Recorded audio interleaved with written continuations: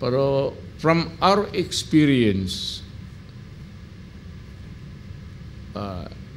pati lahat ng bumagsak na the serious issues against the government at that time, kung sila yung humawak ng gobyerno is yung corruption.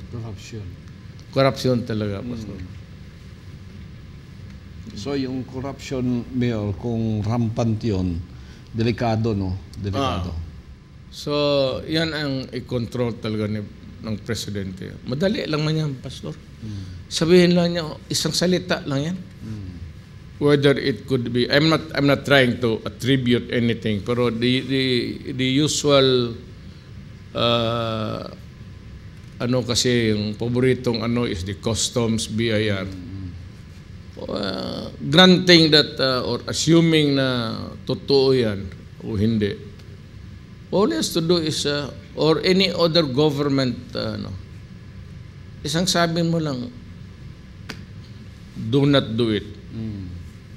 Or if it is a contract amounting to billions, itong mga government-owned corporations,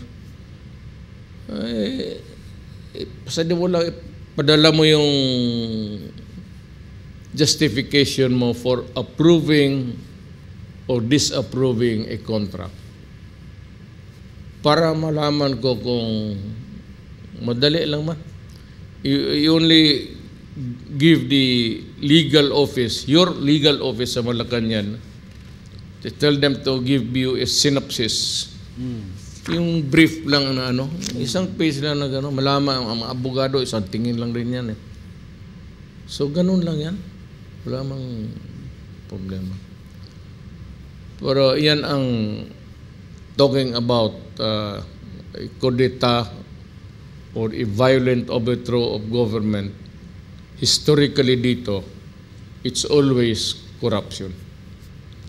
Abuse of authority,